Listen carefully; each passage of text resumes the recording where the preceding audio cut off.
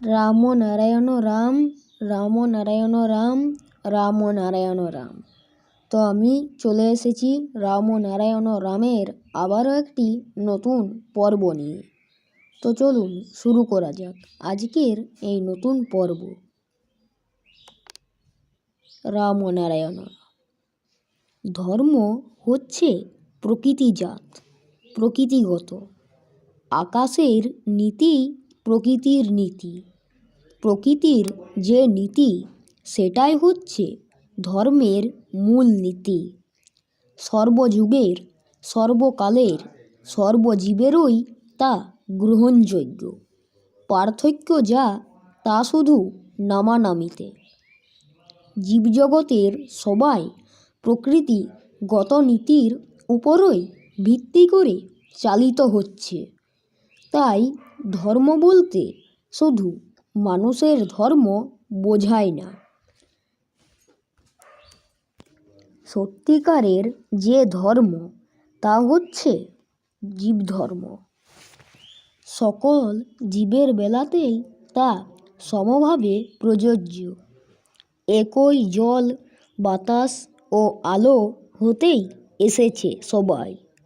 জীবজগতের সকলেরই তাই একই ধর্ম হবে, এটাই স্বাভাবিক, যুক্তিগ্রাহ্য ও বিজ্ঞানসম্মত।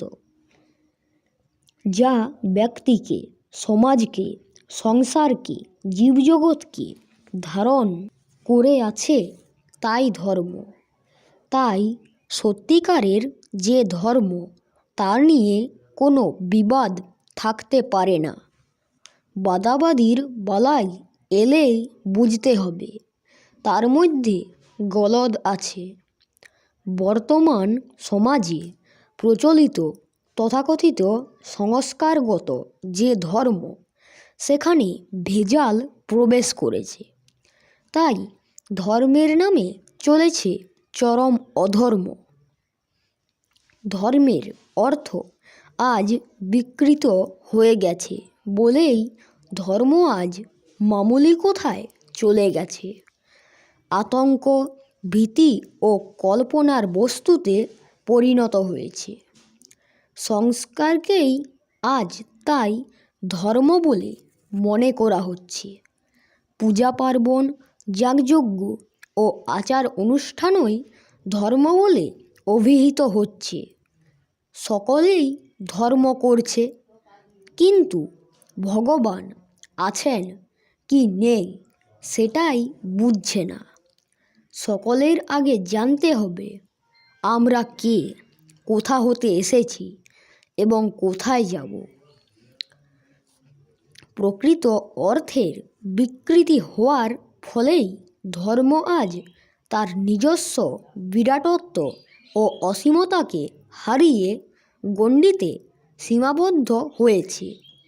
তার ফলেই যত গণ্ডগোলের সূত্রপাত।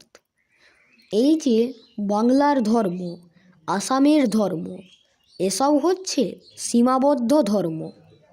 এই সীমাবদ্ধ চিন্তা থেকেই এসেছে জাতিভেদ ও সাম্প্রদায়িকতা, মারামারি আর হানাহানি।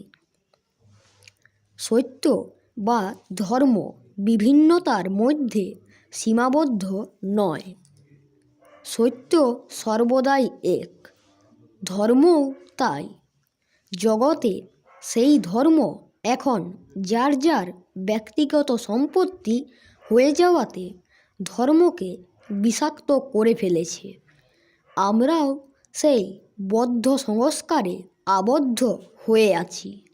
শুধু এ দেশে নয়, সারা জগৎব্যাপী ইহাই চলেছে।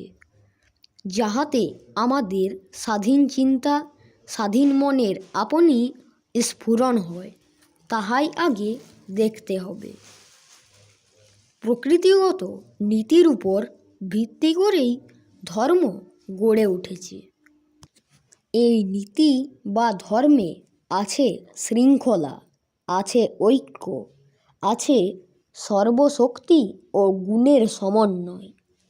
সেখানে কোনো ভেদাভেদ, দলাদলি বা সাম্প্রদায়িকতা নেই।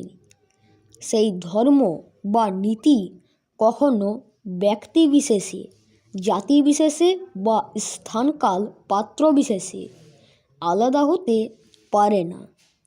সুতরাং এ হিন্দু ও মুসলমান, সে খ্রিস্টান, এসব ধর্মের কথাই নয়। সাগর সর্বত্রই এক। দেশ বা মহাদেশ ভেদে তার নাম কোথাও বঙ্গোপসাগর, কোথাও ভারত মহাসাগর, কোথাও বা আরব সাগর। নামের ব্যবধানে সাগরের রূপ বা গুণ পৃথক হয় না, সাগরত্ব নষ্ট হয় না। ধর্মের দিকটাও ঠিক তাই। আকাশের নীতি সবার নীতি, আকাশের ধর্মই সবার ধর্ম। এই নীতিকে ব্যাখ্যায় আখ্যা দেওয়া চলে না, এই ধর্মকে বর্ণনায় আনা চলে না। এই ধর্ম ও নীতিকে পাথেয় করেই আমাদের জীবন পথের পথিক হিসাবে এগিয়ে চলতে হবে। এই পরিদৃশ্যমান জগৎ, চন্দ্র সূর্য, জল বাতাস পৃথিবী যখন সকলকার একই, তখন একই পৃথিবীজাত সকল জীবের জীবধর্ম কেন এক হবে না? কিন্তু আজ ধর্ম এমন বিকৃত হয়ে গেছে যে কাম, ক্রোধ, লোভ প্রভৃতি সহজাত বৃত্তিগুলোকে সাধনায় অন্তরায় বলে বলছে। দেহের মধ্যে প্রকৃতির সহজাত দান হিসাবে এই বৃত্তিগুলোকে দেওয়া হয়েছে। মূলে কোনো বৃত্তিকে ত্যাগ করে ধর্ম হতে পারে না। আমাদের ধর্ম কাঁচের গ্লাসের মতো ঠুনকো নয়। আমাদের ভিতরকার ধর্ম হলো এই কাম উন্মাদনার বৃত্তিকে নিবৃত্ত করেই আমরা সকলে এগিয়ে চলেছি। তো আজকে এখানেই শেষ করলাম।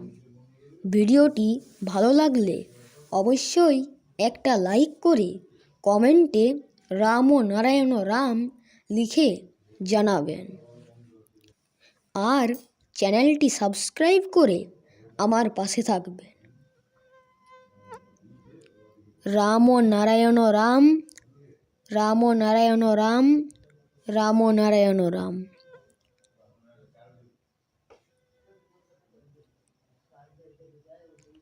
ধন্যবাদ।